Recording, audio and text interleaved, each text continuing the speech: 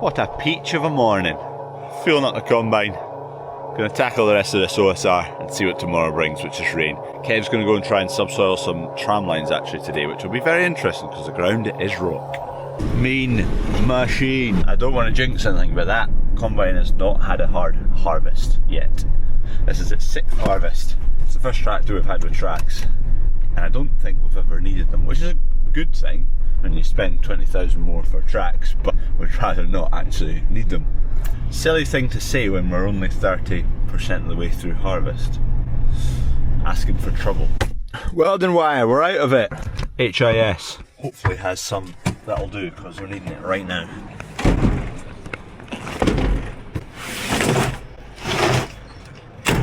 Secured.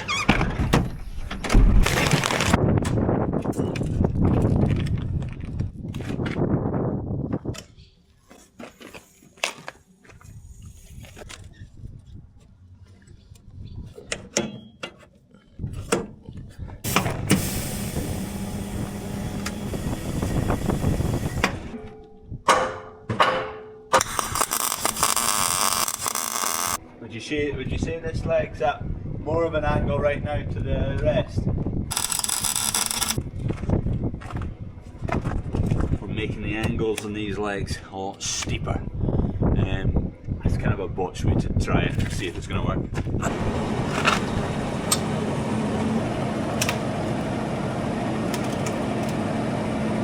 We're basically just putting a block in there to change the angle of this leg. We're just trying it. We'll need to do it properly if it's going to work, but it's a right test.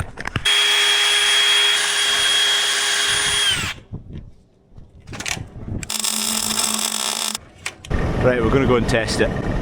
Sharper angle on it. Is it going to work? Don't know. Fingers crossed, a more aggressive angle on these shoes will help, because we could do nothing last year. It just wouldn't touch it. We ended up shallow tining a lot of the tram lines, then subsoiling, and it was mixed results. Mixed results. And it's just brutally hard right now. And that's when you need it. Hard, compact tram lines, dry, they need cracking. I've not got much faith. The ground is just rock. Showing the top link a wee bit yet. Come on, dig in, dig in.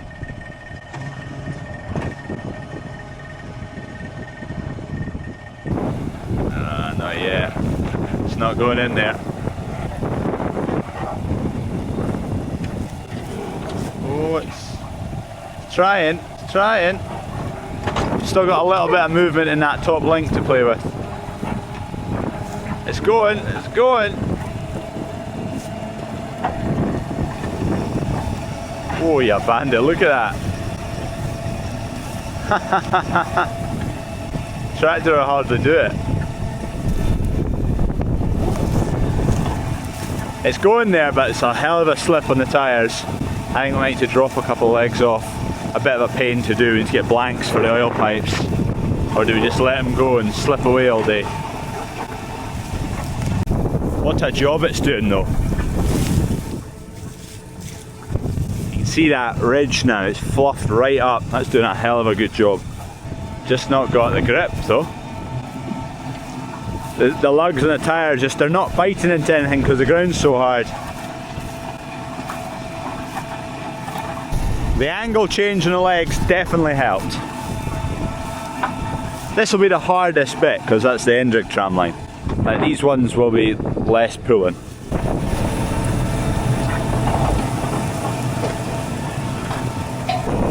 That is brutal.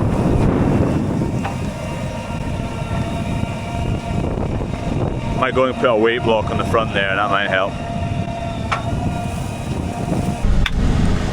Another day and we are back to wet, which is, I don't remember when the last wet day was. What would be ideal is today, tomorrow, a bit of wet and then dry up again. That would just be spot on. Not asking for much. Right, we're just nipping out and check this calf this morning. That's not it. The bloated one, 304 I think its tag number is. That dry spell's just shortened up the window of grass, so we can do with the rain for the grass really. And to soften the ground a little bit just for working the ground because it is hard. Its bloat's settled down, you can see it's not nearly as hardly bloated at all now. We degassed it 2 days ago, it blew up again yesterday, degassed it yesterday, and now this morning it's not, so fingers crossed that's it. Bulls are all out, which makes my last chance for calving like mid-April, which ties in quite well because we'll be tidied up, almost calving, by the time the hens arrive for the new hen shed. So hens arrive 12th of April. If there's any calves left, there'll just be 2 or 3. Well, there should be. Focus and attention can be on hens because it's going to require quite a lot of focus and attention. We're not miles away from works beginning on the hens, dotting the I's, crossing the T's. Also, I discovered what pierced that cow, her side, her abdomen. This. So this is part of a gate hinge. This bit is hammered into the post. So it's sticking out about that much. And when they came through a gateway, I've realised when they came through a gateway, she's been up against the post and that's gone in, ripped a bit out and then come back out again. Anyway, it'll do no damage anymore because it's here, but yeah, nasty one.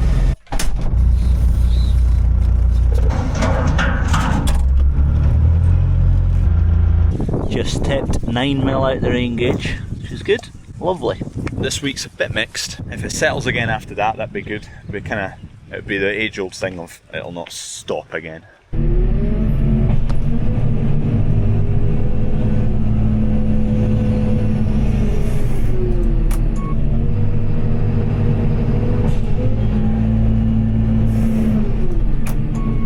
Just getting through all the OSR that's been through the dryer the last day. There's another 2 batches, I think, and that just leaves us about 30 hectares of OSR to cut. That will be going in there as well. Most of our OSR is sold through United Oilseeds. It's in a pool, so we just commit a tonnage to them and they sell it throughout the year when they deem it is the right time to sell. A little bit extra this year off of yard 3, which is a contracted yard, so spoke to David, whose farm it is, and asked if he was happy to go and sell some just now at, I think it was 430 or 440, can't remember, I think it was 430 pounds a tonne, and plus you add in your oil bonuses on top of that, it's going to be around 480 pounds a tonne. So we're committed to 1 load of that out of contracted yard, yard 3, and then most of what's left off of yard 3 OSR wise will go to Mark Bush, so he runs his oil pressing business out of yard 3 as well. Summer harvest, so salad dressings and whatnot, he'll press all that, and then that's where our byproduct comes from for the cattle for feeding out a bit of protein. So it all ties in quite nicely, and it's quite nice having an extra load or 2 to get sold, especially when prices are quite good. Let's get this creep feeder, let's avoid the issue we have had in the past. Let's get plenty of creep feeders on the go. I would like to paint this one. Oh, what a perfect fit for the old Drysdale's I for Williams. I'm actually just waiting on a few grids coming back from Drysdale's. Some drainage grids. I'm putting a bit more drainage infrastructure kicking about places, and I need 2 grids.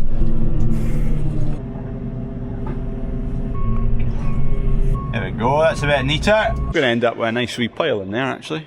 That's maybe 60% of the crop to go in that bay. Beans to tidy up, they're quite dark. Have they gone dark? Have they changed colour? The husks have really changed colour.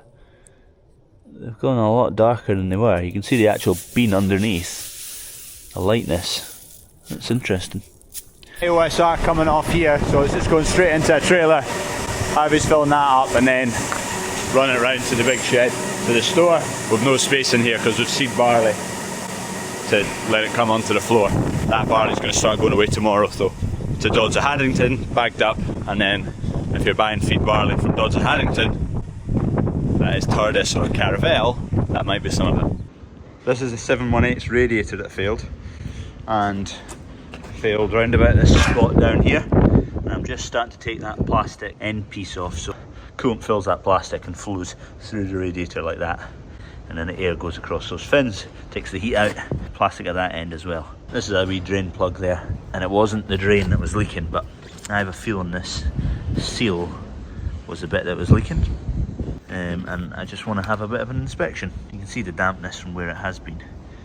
I don't think it was on the actual core. This is just basically crimped on, so I'm just going along, loosening off all the crimps.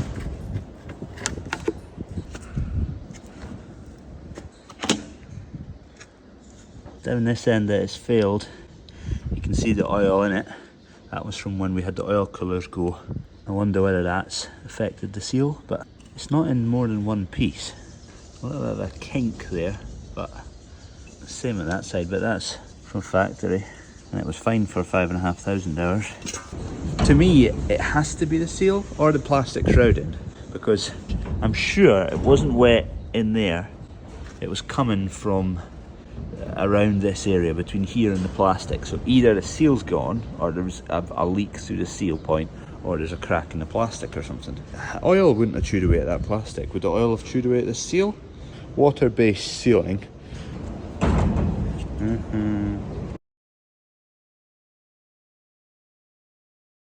Let's go and sow some grass seed. And I just got reminded I need to sow some stubble neeps.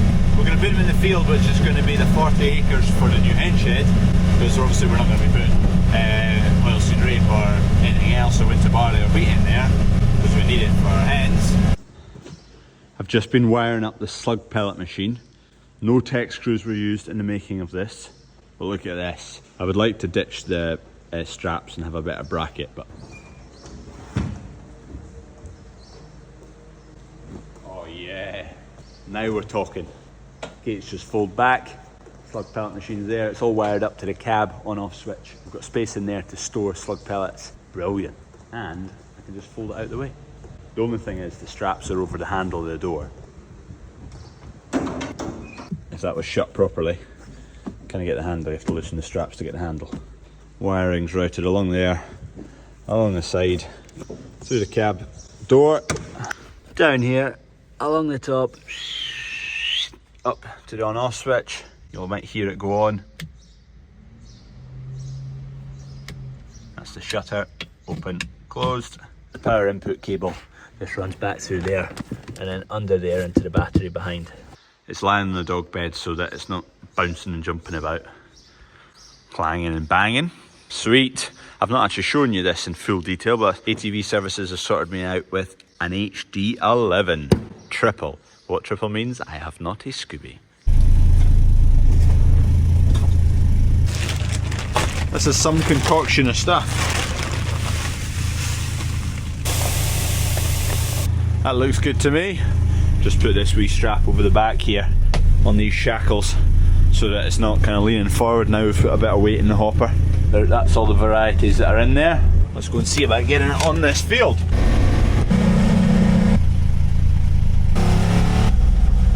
All it is a wee butterfly bolt, and then just check I'm going the right way. Yep.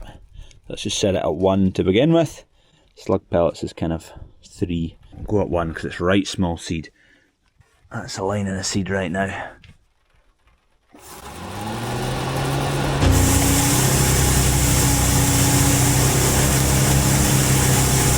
A little bit heavy to start with, so I've shut it right down to basically 0, which is just a trickle. So that'll be better. I'll try that. It's definitely coming out anyway. There we go, so I've dropped about that much on the end rig. That was 10 kilos in there.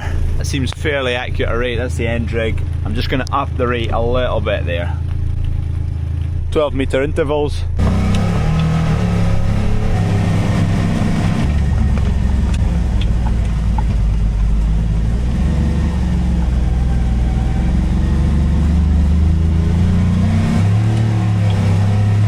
Check there, we shouldn't have much left, I wouldn't think, out of that first bag. Put the rate up a little bit. Timed that to perfection to fill up.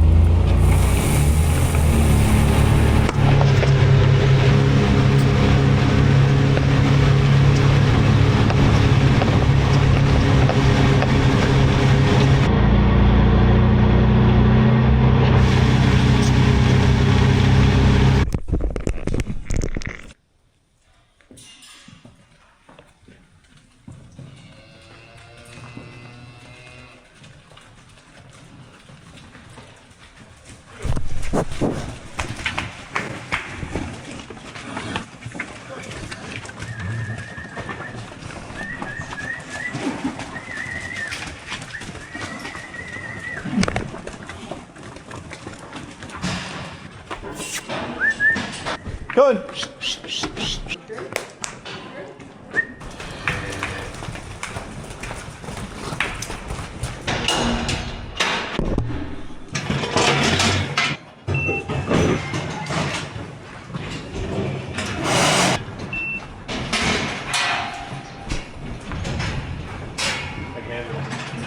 Said he feels like that sometimes.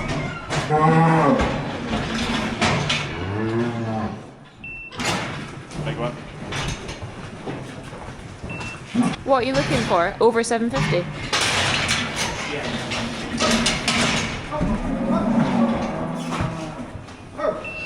What are you doing there? Checking the tag. It's not one of mine. Oh, as in it's not been done before? No, it's not got any ID. Oh, it's not got any. Watch this one. Oh yeah. What will that kill out at? 435.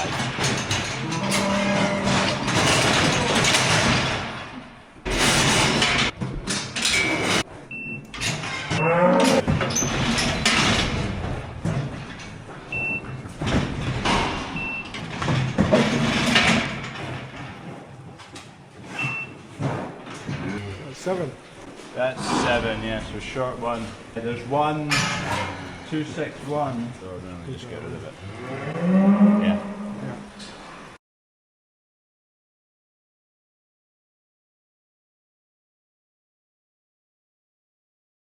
261 we're looking for. Yeah, it looks a bit like that one.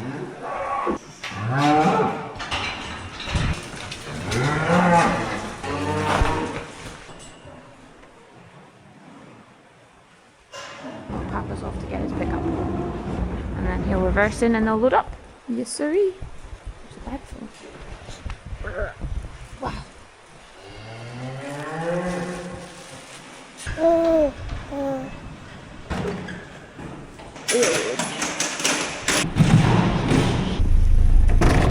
Just need a bit of a clean out back here with a hose.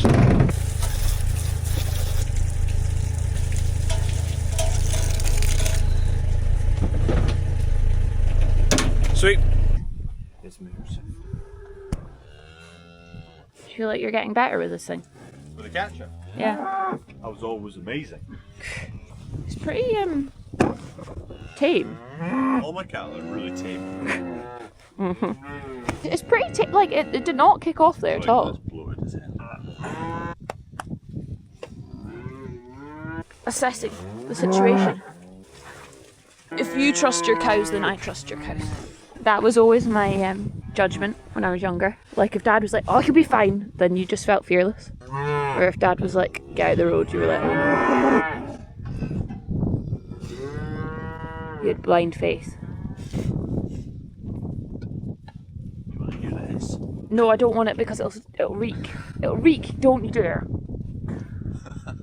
No, I'm covering my nose. Covered. You're gonna gas me out. I've pinned my nose. Stop. Has it always been this specific one? Just just the last few days. It's like a balloon. That must be such a nice relief. Nice big calf. It is a nice calf. It's about 6 months old. You could, it's a nice enough calf that you probably could show that. No, not nice, I mean as in like gentle. Gentle beast. Don't you dare, Crawford. There's a metal bar above your head. If it kicks off, your head's going straight. See, like most calves would be like dying to get away from you. He's quite chilled. Horse and lasso, like It's lights out and away we go. These cows are looking big, aren't they? yeah, they do look big. They're pretty fit. Ian Murray lorry in right now for some straw, 54 bales going on there. Harvey's just coming down to load him. Not done on a lorry before yet, so I'm just going to keep him right, especially on that first load.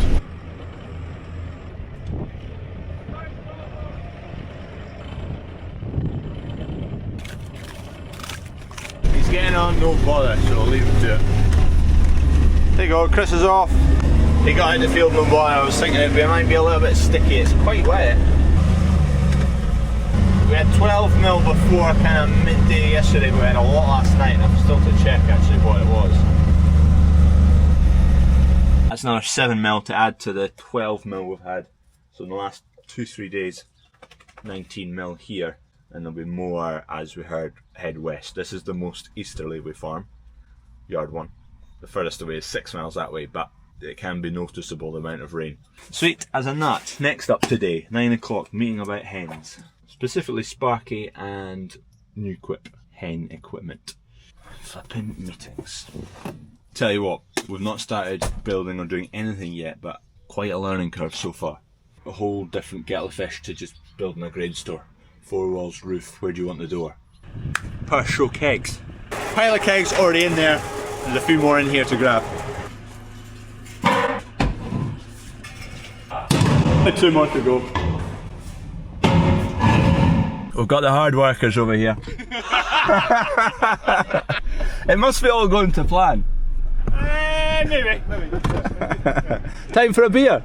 Yes. Definitely. Right, beer's dropped in. Happy days. Let's go and see if we can rip up some ground. I've got the 718. I've got all the legs on the discs. The ground is firm, but we've had a bit of rain there. We've had about 18 mil over the last couple of days, so hopefully things have softened. I was needing some weight in the front, so I just left that press on because it's a bit of a pain getting it on and off that front weight, and we're going to need it pretty soon. I'm running out to this field just to see what it's like before I head along the road to do the actual field I'm needing to do. OSR ground. That'll do. Bang. A plus angle. Yep. A. Save onto that. Right, that's working. Let's drop this yoke. That's actually working significantly better than I always thought it was going to work.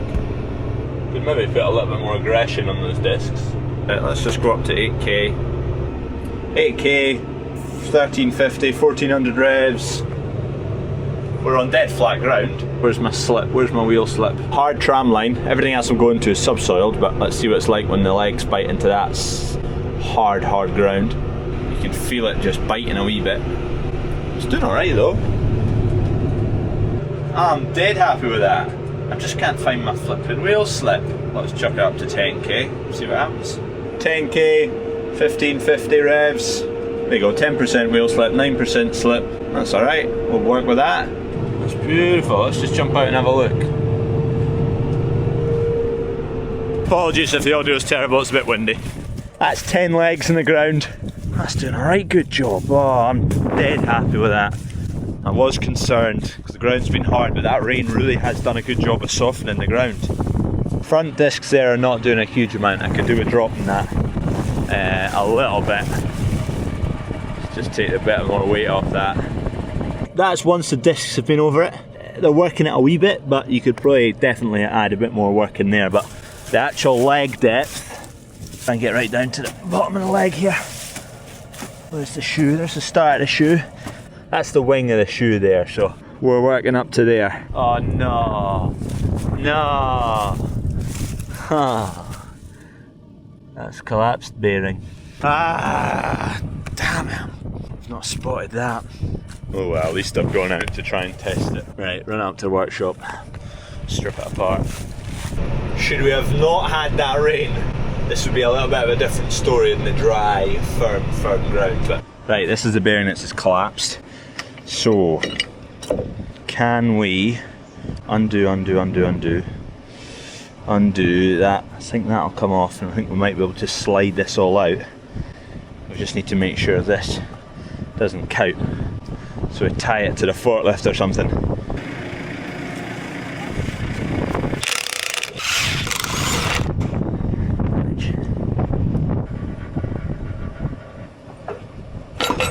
That's it. Major issue. Collapsed bearing, but the shaft it sits on is ruined. It's not been collapsed just for 2 minutes. I'm going to carry out some Botch jobbery. Got the bearing. That'll not be the cheapest of bearings, and I'm about to go and weld it to a shaft. Will it hold? I don't know.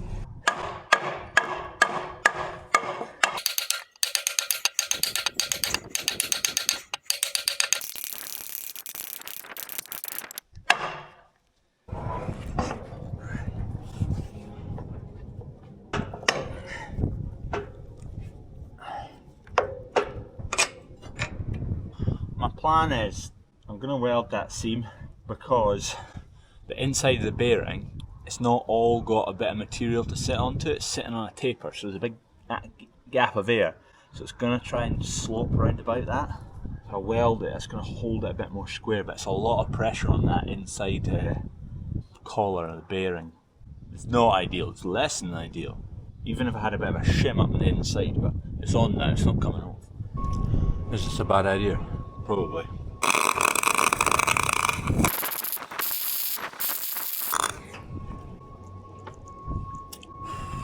It's not going back.